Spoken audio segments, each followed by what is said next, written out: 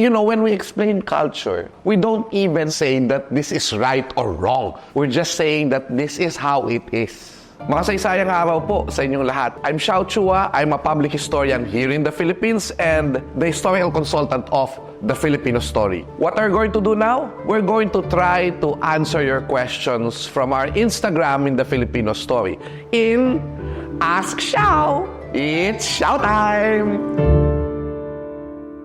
Hashtag Danica Santos ask, how did it happen that so many Filipinos are leaving the Philippines for work? For many, many years, we don't have to leave the Philippines for work. Ginhawa, the good life can come from us. We were standing on our own 2 feet. But remember that we had a colonial experience for 300 years. When we were colonized, ibang tao ang sumusulat ng history natin at ng kung sino tayo. And they're telling us that we are barbarians, we were savages, they were telling us na they were white people, we were brown people, and they will always be superior.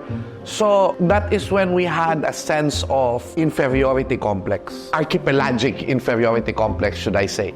Kaya nga, every time that Philippine history was being taught, it was always about ano ang influence sa atin ng mga Spaniards, ano ang influence sa atin ng mga Americans, ano ang influence sa atin ng mga Japanese, and parang everything good about us, like our faith, like our democracy, came from outside. So that is why we always think that when we talk about kaginhawaan, the good life, it will always come from the outside because all the good things about ourselves, we always say na galing siya sa labas. So that is why a lot of Filipinos would like to go out of the country and they think that they're going to find a good life abroad. Another way of looking at this is that this is also like the old Bayanis from pre-colonial times. The old Bayani goes out of the Bayan, they fight, and when they go back, they bring home dangal. The imported items from that bayan, they bring it back home. So it's like the balikbayan box going back. It's the OFW bringing dangal to the family, a good house, good education to the children, a life with dignity. This is the beauty, the complexity, and the pain of our migrant experience of the diaspora. Okay, let's go to Gamet Likmaker. Gamet Likmaker asks, why we fit and don't fit into different societies at the same time? This is a common, shall we say, observation about Filipinos. Remember that it was the Spaniards who took us as a colony. And unlike the British who took Malaya, or unlike the Dutch who took Indonesia, or the French who took the Vietnamese, all these colonial powers, the British, the Dutch, the French, you know, if they colonize peoples, they just want to get their labor. They just want to exploit them. I'm sorry for the term. But they did not bother to change their culture and their religion. That's why if we're going to look at a lot of these countries, they still retain a lot of their systems, a lot of their religion, a lot of their culture, and a lot of their languages. But the Philippines was colonized by the Spaniards. And the Spaniards were beholden to the Pope.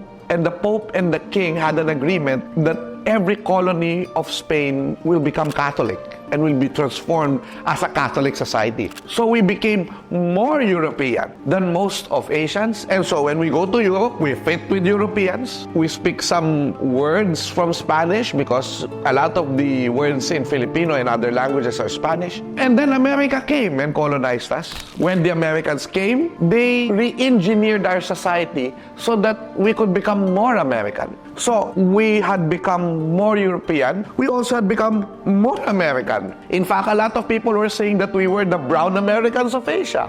That's why if you look at Asian pop culture and our knowledge of it, Filipinos will probably not be familiar with Indonesian pop stars or Malaysian pop stars. But ask them if they know Taylor Swift or even Justin Timberlake. You ask them if they know stars from the NBA. We love basketball here in the Philippines. While in the other countries of Asia, they know football. But in the Philippines, we know basketball. So we fit on some societies a lot because of our colonial experience. But we also don't fit in some because it was not just part of our experience. Kri.za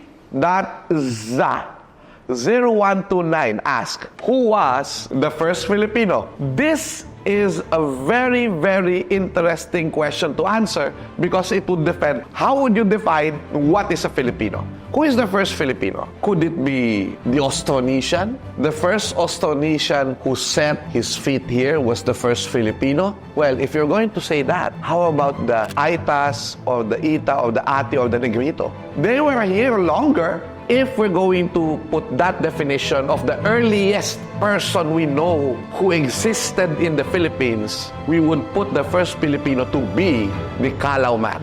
The Calao man or the Homo luzonensis existed at about 134,000 years ago.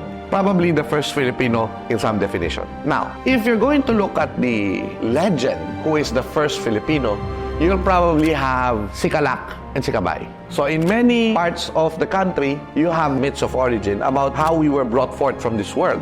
And so there's a story that we all came from a weed, and from the weed broke, and there was Sikalak and Sikabay. So these are the first Filipino-Filipina when you talk about mythology. But when we talk about the concept of the Filipino, some would even say that the first Filipino was actually Jose Rizal. Why? Because when the Spaniards came here in the Philippines, there was no concept of the Philippines. It's only the Spaniards who made us Filipinos, and they integrated that area and they called it Filipinas, named after Felipe II of España. But during Rizal's time, the term Filipinos Were reserved for the Spaniards born in the Philippines. So Rizal was the first famous person to say that he is a Filipino. So as Filipinos, he wanted to have a separate identity from Spain and say that we are a nation. But the nation is not based on blood, according to Johann Gottfried Herder, which Rizal read in Germany. Johann Gottfried Herder said that the nation is based not on blood, not on race, but on a national sentiment. When we can identify with each other as one people. And how can we identify with each other as one people? If we share a common culture or if we share a common history. So kahit ako may dugo Chino at kahit marami sa atin ay may dugong Amerikano at may dugong kung ano-ano pa, Pilipino tayo kung pinipili natin na maging Pilipino tayo sa bawat sandali at oras ng ating buhay. Yun po ang kasagutan sa katanungan na yan. Marie_Guthrie_ asks, what was the original name of the Philippines before Magellan arrived? Okay, eto sasabihin ko sa inyo. If you are going to believe that there was one unified kingdom in the Philippines before the Spaniards came, well, you are mistaken. People have been peddling these tales for a long time, and this is not true, undocumented. Ganito yan. You look at the Blair and Robertson, 52 volumes of primary documents that were translated into English. Makahanap kayo doon ng isang pangalan natin like the Kingdom of Maharlika. Maharlika as a kingdom, not as a person. Magre-resign ako sa pagiging historian. Alright? Okay. So, what was the original name of the Philippines before the Spaniards came? Ang original name ng mga lugar sa Pilipinas ay kung ano yung lugar nila. So, example, the Kingdom of Sugbu, the Kingdom of Mactan, the Kingdom of Tondo, the Kingdom of Maynila. Kung ano po yun po ay may sariling gobyerno. May mga bayan-bayan sila, they are independent, but they can also be interdependent, or there would be confederacies or alliances. And so some would say that we were actually a Talasocracy. Kasi yung talasokrasya, ano yun ibig sabihin kapangyarihang pandagat na magkakasamang mga bayan na may malalakas na mga arsenal ng mga barko. Dahil noon, gumagawa yung mga ninuno natin ng ships. So that is how it was. No? There was no single unifying kingdom. That's why we cannot say that there's a name to the Philippines before Magellan came. Muncher69 asks, pre-colonial times, what countries did the Philippines trade with? Well, if you're going to look at some of the accounts, we traded with Muslims. these Muslims came from Indonesia. They eventually influenced the southern Philippines to become Islamic and even some parts of Luzon. And you see this connection in the Laguna copper plate inscription where they were already having diplomacy with each other from 900 AD. So if you're going to look at that 900 AD document, the Laguna copper plate inscription, people were connected to each other and trading with each other. Of course, it should be mentioned that there was also an Indian influence here. And so the Indians traded with us, the kingdom of Majapahit and Srivijaya. But of course, the most active of the foreign traders were the Chinese. So a lot of our kingdoms or bayan became rich entrepots of the Southeast Asian trade route to China. Adele, that assumption asks, why did pre-colonial women wear what would be equivalent to modern-day gold teeth grills? What the hell is that? They were wearing gold because of aesthetics. When you wear gold in your teeth, that makes you beautiful.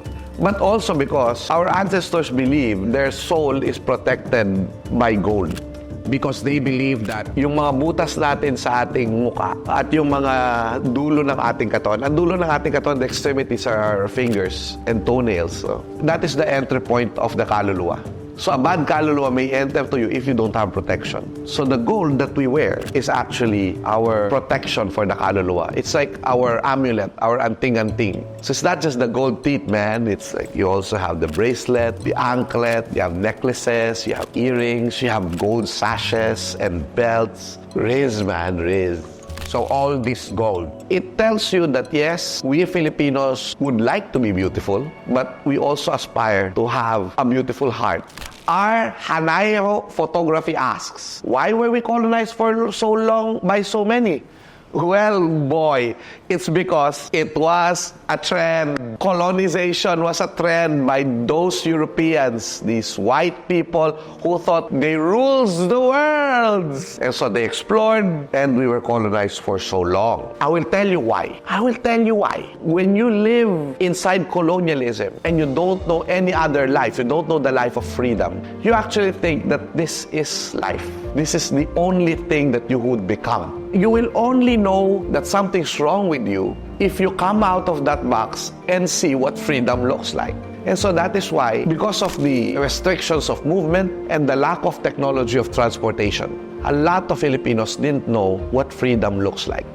But that would change in the 1800s when the galleon trade stopped and other foreign traders came here. The Dutch, the British, the French, and the Germans. They're going to have businesses here, they're going to make Filipinos middlemen here, and suddenly these Indios would become rich. And they start to travel, and they start to see Spain, and they start to see Europe, and they start to see America, and they suddenly realize, why is life there different from our life here in the Philippines? Why are they free there? Why are we not? And so that is why it took 300 years for us to realize. And the books that came here, because of the opening of the Suez Canal, books became easier to read and more accessible for Filipinos. Andres Bonifacio was able to read about the French Revolution and the American presidents and suddenly realizes, oh, look at what they did. They were able to free themselves when they revolted.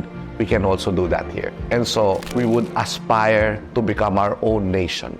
And this nation have to be imagined. And they were imagined by the ideas, the writings of our heroes. And when we read them, we felt one people. When we read the Noli Me Tangere, the El Filibusterismo, the La Solidaridad, we felt like one. Kaya doon sa nagsasabi na hindi pwedeng si Catherine Digia ay magsalita ukol sa Pilipinas, hindi yung dugo ang batayan, kundi yung pagpili mo na ikaw ay Pilipino. Kaya ang ganda nito, Sheena Datsuiko asks, why do we as a nation constantly put celebrities in politics? Celebrities in the Philippines, sometimes they take cultural templates of the people that we look up to in our society. So for example, Manny Pacquiao. Manny Pacquiao became a politico because in many ways, he embodied the image or the template of the bayani. These celebrities, in the imagination of the people, embody certain cultural characters that we look up to. Filipinos, we actually find it easy to identify with ideas if they have a face. We will not fight for democracy or human rights until we put a face on that idea. So that's why it was so easy for Ninoy Aquino or Corazon Aquino to be identified as symbols of democracy. And that's why it was easier, because when it becomes a person, it becomes more identifiable, and that's why we go with that person. We go with that person, we go with the idea. Same with, for example, peace and order. Duterte embodied peace and order in his character. And that's why, whether correctly or not, for good or for bad, people went with him. And when they embody these things for us, we sort of identify with them and we believe with them. Snowy Shumas asked, I've always been fascinated with World War II history.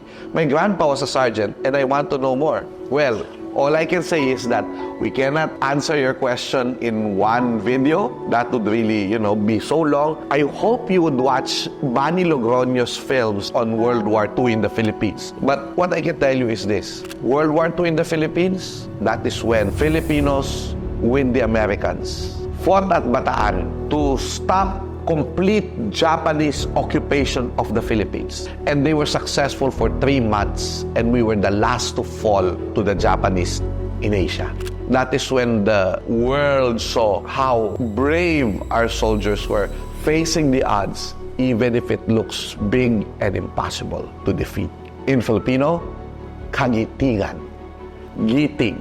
That is what the Filipinos showed. And when, MacArthur left and the Philippine government in exile went to the United States, for 3 years, the guerrilla movement in the Philippines fought, and we won against Japan. And the Americans helped liberate the Philippines, but it was the Filipinos, the Filipino guerrillas, who won the war for us. We won the war. So that is what I can tell you. Your grandfather served well. We fought for democracy and human rights in World War II, and we won. Someone asked, I thought Bayanihan came from Bayan. Well, that is what I thought too. But I'll show you something. If Bayanihan came from the word Bayan, linguistically, it cannot be Bayanihan. It could only be Bayanat, according to some linguists. So that is why it can only come from Bayani. Bayanihan can only come from Bayani, and this is also proven by Seo Salazar using the Austronesian dictionary. But it's good. It doesn't change the meaning of Bayanihan. It is still working together, but not just for the Bayan as it was supposed to, mean, but we working as Bayani. That when we band together, when we cooperate, when we unite and solidify with each other to perform a task, to help someone, we are Bayanis or doing Bayanihan. And I think that's even more beautiful and sweet than what we thought it was.